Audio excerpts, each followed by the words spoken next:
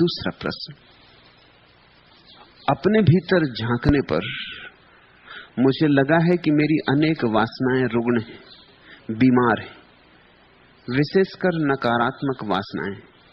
तो क्या वासनाएं भी स्वस्थ और रुग्ण होती हैं? और क्या बताने की कृपा करेंगे कि स्वस्थ और रुग्ण वासनाओं में फर्क क्या है? वासना स्वाभाविक है, प्रकृति की भेंट है, परमात्मा का दान है। वासना अपने आप में बिल्कुल स्वस्थ है। वासना के बिना जी ना सकोगे, एक क्षण न जी सकोगे। सच तो यह है,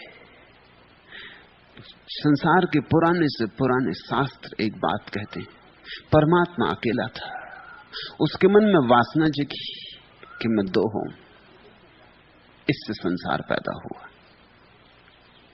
परमात्मा में भी वासना जगी कि मैं दो हूं, कि मैं अनेक हूं, कि मैं फैलूं, विस्तीर्ण हूं, तो संसार पैदा हुआ। हम परमात्मा की ही वासना के हिस्से, उसकी ही वासना की किरणें। इसलिए पहली बात, वासना स्वाभाविक है, वासना प्राकृतिक है, नैसर्गिक है। वासना बुरी नहीं है, पाप नहीं।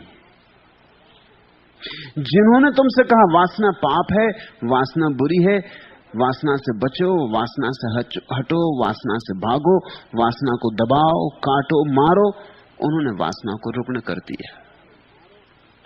दबाई गई वासना रुग्ण हो जाती, जो भी दबाया जाएगा वही जहर हो जाता है। दबने से मिटता तो नहीं, भीतर भीतर सरक जाता है। उसकी सहज प्रक्रिया समाप्त हो जाती, क्योंकि तुम उसे प्रकट नहीं होने देते। वो फिर असहज रूप से प्रकट होने लगता है, और असहज रूप से जब वासना प्रकट होती है तो विकृति, तो रोग, तो रुग्ण। तो तुमने एक सुंदर वस्तु को कुरूप कर डाला। वासना तो परमात्मा की दी हुई है, विकृति तुम्हारे महात्माओं की दी हुई है। महात्माओं से सावधान, अपने परमात्मा को महात्माओं से बचाओ।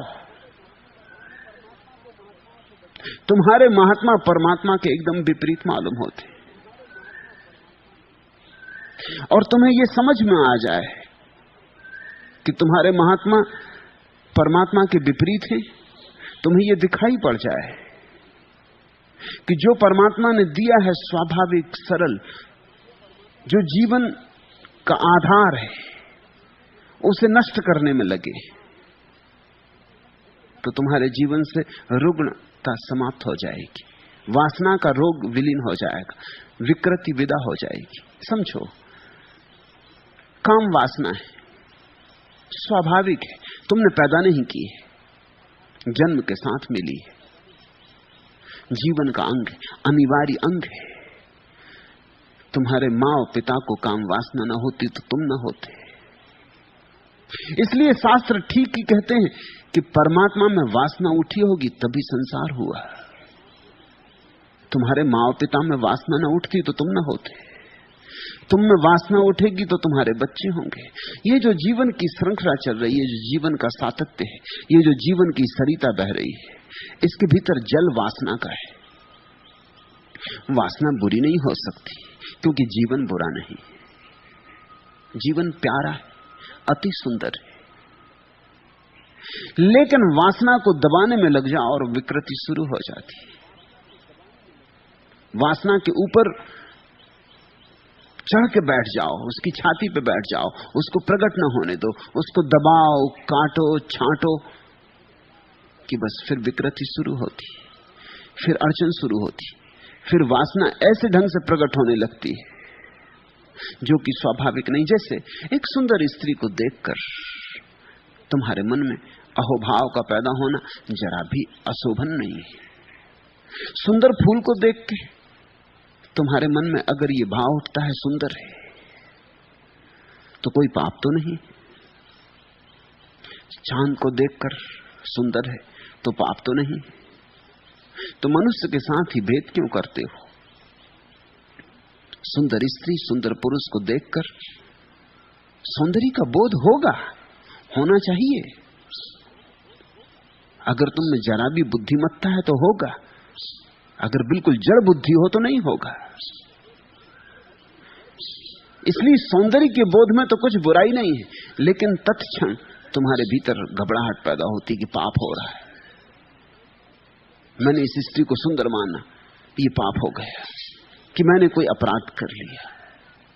अब तुम इस भाव को दबाते हो, तुम इस स्त्री की तरफ देखना चाहते हो और नहीं देखते। अब विकृति पैदा हो रही। अब तुम और बहाने से देखते हो, किसी और चीज को देखने के बहाने से देखते हो।